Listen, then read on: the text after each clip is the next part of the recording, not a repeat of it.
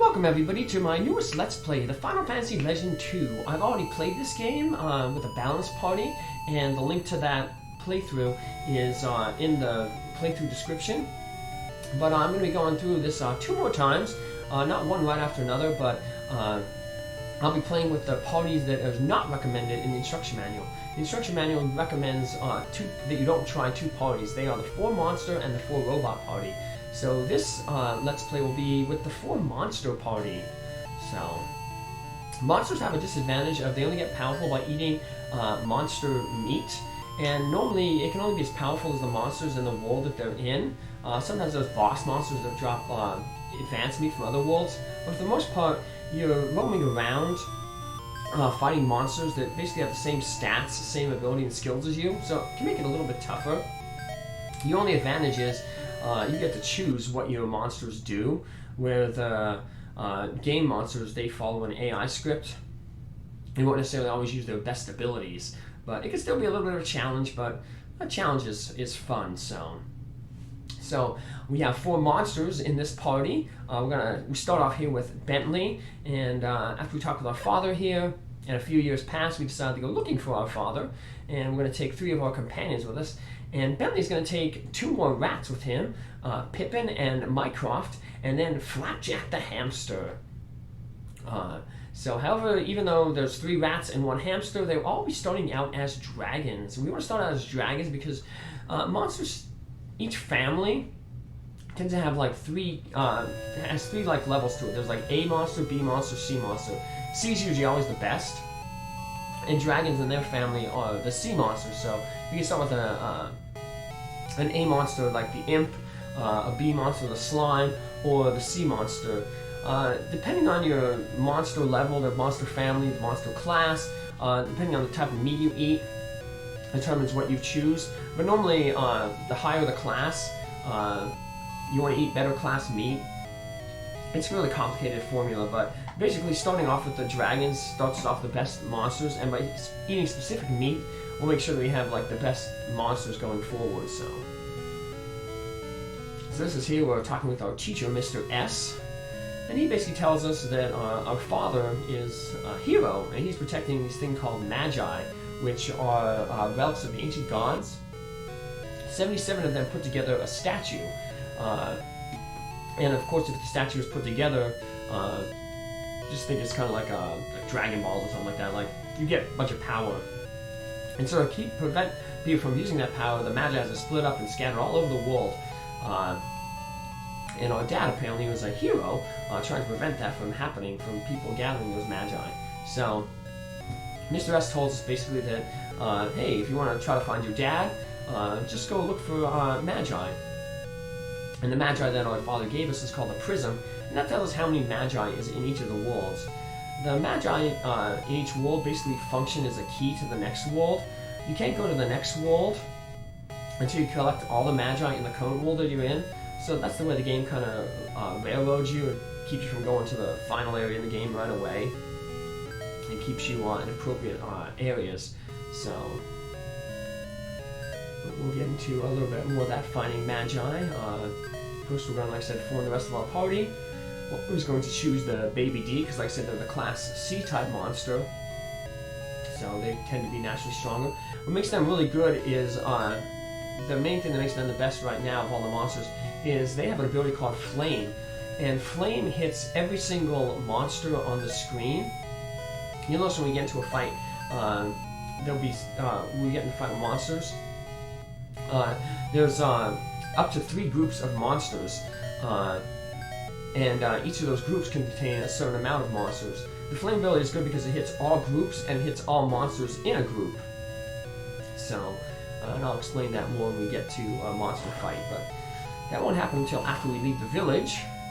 And we definitely don't want to leave the village until we talk with everybody. So here's Mr. S, our teacher. He tells us to take care, and then we're going to head down and talk with the remaining folks here. And they're all basically relatives of the characters we chose. So we get to see all their houses. So this right here is Pippin's house. And he gets a cure potion. Something's going on outside. Yep, that's all the monsters are. And this is Bentley's house. Remember, Bentley, do not be selfish. You're responsible for your friends. Now, take a good rest. So if you go out and you like farm some monsters, try to gain some gold and stuff, then you can come back into the village, talk with your mother, and you'll get healed up at the inn. Inns normally cost 1 gold per hit point, but inns also are good for restoring ability charges on your monsters and robots. Flapjack, don't be late for dinner. Humans and mutants use weapons, and those weapons, they have durability charges. And when the durability charges run out on a weapon, it basically is removed and gone. Mutants also have abilities that monsters share, and they, when they're gone, they don't be eliminated from your inventory, but they're just set to charge 0, and to refill the charges, you have to head back to the inn. Robots get half durability on all weapons, but then once they equip a weapon, it becomes like an ability, like a mutant and a monster ability, so it can be recharged to half full at the inn. So here we have our first monster, the jaguar. We have one group of jaguars, and there's 4 of them in there. So flame would target every single one of them, just like how fire did there. Dissolve, Mr. S, as another spell Mr. S has, that only attacks 1 enemy, so it's not as good. But sometimes you won't need to attack a whole bunch of enemies, so learning what each ability does is kind of key to success. So all our characters have the nail ability, which is a physical attack. Hits 1 enemy in 1 group. And then they all have the flame ability, which hits every single enemy on the screen. So it hit all groups and all members in that group. So we'll see an example of group enemies later on. But for now, Mr. S is super powerful. He's just basically your crutch character right now. He can basically take out anything in 1 hit. So right now there's only 1 of these characters, it's 1 samurai, so we don't use the flame on it, so we can just use the dissolve to finish it off. Speaking of crutch characters, you can talk with them by pressing the B button while you're walking around in the overworld, and they'll just give you a little bit of tips. So Mr. S tells us to go through this cave to the north. Now monsters have no need to like search for equipment and stuff like that, but I'll still be getting for 100%. So here's like examples of group battle. We have 2 groups of enemies. We have a lizard group and a goblin group. So the lizard group has 1 lizard, and the goblin has 2 goblins in it. So 3 enemies total, 2 groups. So as you see, sometimes it's hard to run away when you have a crutch character. I guess the game is kind of forcing you to fight when you have a crutch character to help you out. Fighting is very important if you're going through the game regularly, because humans and mutants, they gain stats and abilities through fighting. If they use an agility weapon, they have a chance to gain agility. If they use a strength weapon, they have a chance to gain strength. If they defend with like a shield, they have a chance to gain defense. If they use a magical item like a book or ability, then they have a chance to gain mana, which increases their damage with the mana. If they take damage, they have a chance to gain hit points. So it's kind of like Final Fantasy II in that sense. I have that playthrough here on this channel as well. So the game kind of encourages you to fight, but we don't really need to fight because we're only with monsters, because our stats only gained by eating meat. We saw there was a battle earlier. We defeat a monster and it drops some meat. By eating that meat, our monsters can turn into other monsters. But none of the meat here on this first world is any good, and we don't want to eat any of that meat because it'll turn us into weaker monsters than what we start with here. So we won't be eating any of the meat. So there's no real reason for us to fight. But I will be fighting just like with Mr. S, because it makes, when you have a crutch character, it's difficult to run. But once Mr. S leaves, I'll basically just running from all the battles. So collecting the treasure just to sell, not that our characters really need money. But here we have a little bit of a boss monster. This will be a common monster in the next world, so it has stronger meat, but it's not the type of meat that we want. So even if this guy drops meat, we're not going to eat it. You can tell he's a little tougher monster because basically you level your monster times 33 determines how much gold you get. So these beginner monsters, they drop 33 gold. The level 2 monster there drops 66 because 2 times 33. So Mr. S changes what he says to all right now. Before we leave this cave though, we want to have Mr. S heal us up, because he leaves right now. He says, hey, I gotta stay back, guard the town, so, you know, you're on your own. If we try to go back to our first town, he basically blocks us from doing that. So from now on, we have to go forward. Luckily, the town we have to go to is right in his line of sight. It looks like there's our dad right there. Wow, what a quick game. The Shrine of Isis is to the west. Here's a weapon shop. We will not be needing to do any of this buying weapons, because like I said, monsters cannot equip weapons. But we can go to these weapon stores and sell stuff. We'll keep the cure potions though, because we may need them to heal ourselves between battles. We may not always get a chance to run first. Sometimes the enemy will block us. Sure as monsters are attacking people outside. And here is an item store. You can buy defensive stuff there and items. Also buy spell books there. There's a cute cloak named Key in the shrine. She's off to the west. And we have the inn. I say we didn't take any damage, but we might as well just heal up anyway, just to recharge, put all our spell charges and ability charges back to full. 30 nail, 15 flame. Pillar of skies holding up the celestial wall. Ashura's men must be looking for the Magi. Pillar of sky is over the northern mountains. That's basically the gateway to all the different worlds. Ashura made a base in the North Valley. This is basically called the first world because it's the first world. There'll be other worlds after this.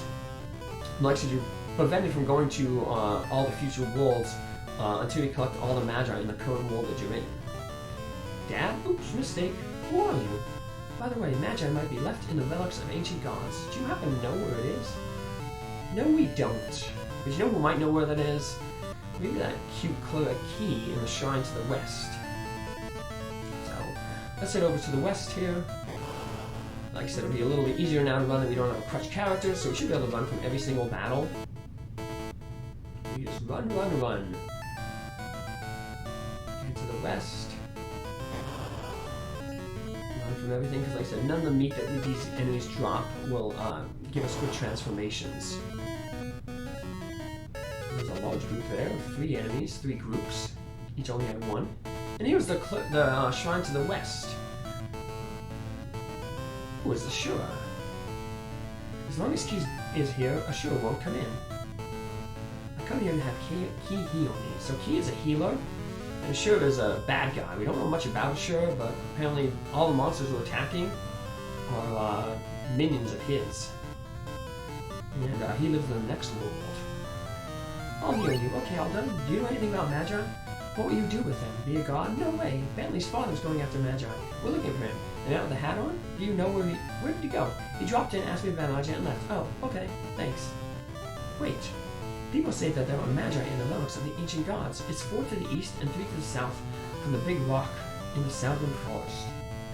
Alright, so we should go to the southern forest. We're going to take a little detour just to show a few things off. We were hinted at that the entrance to the celestial pillar wall is to the north. So let's go check out that pillar wall. To the north here, but hey, there's another town. Let's stop in it real quick. Talk with some people. Ashura is willing to get the statue of gods and become the only god to rule the whole world. That goes back to the whole get all the 77 Magi. We must get this powerful statue that allows you to rule the world. Only people can get into Ashura's base. Well, maybe we could, because we have 3 rats and a hamster. We're not really people, we're monsters right now. We can't get to the Pillar of Sky because of that Ashura's base. Maybe we can get into Ashura's base. We're not ordinary people. There's some items, like I said, not really important for our monster party. Occasionally, some of the items and equipment that we do find though in treasure chests, we will give to our crutch character to help, fight bosses and stuff. But let's head to Ashura's base right here. Away from some jaguars. And there's the celestial pillar there. It looks like a vine, but we can't enter it because there's it's being blocked. All the ways to it are being blocked by this Ashura's base. It looks like the only place where we can go is back to the southern forest. We were told the relics of the gods were. And there might be some magi in there. Remember, Mr. S told us at the beginning of the game that if you want to find your father, go look for magi. So, of course, you want to go try to find Bentley's father. So, let's go to the southern rooms, try to find some magi in there, and see if maybe we can find Bentley's dad. So, it's 3 to the south of the rock, so we'll go 3 south of the rock, and then 4 to the east. And that takes us to the rooms. We'll make our save right here, and this is where we'll start up in our next episode. So, good thing about this game is you can save any way you want. So, take care, have a good one. See you in the next episode. Bye!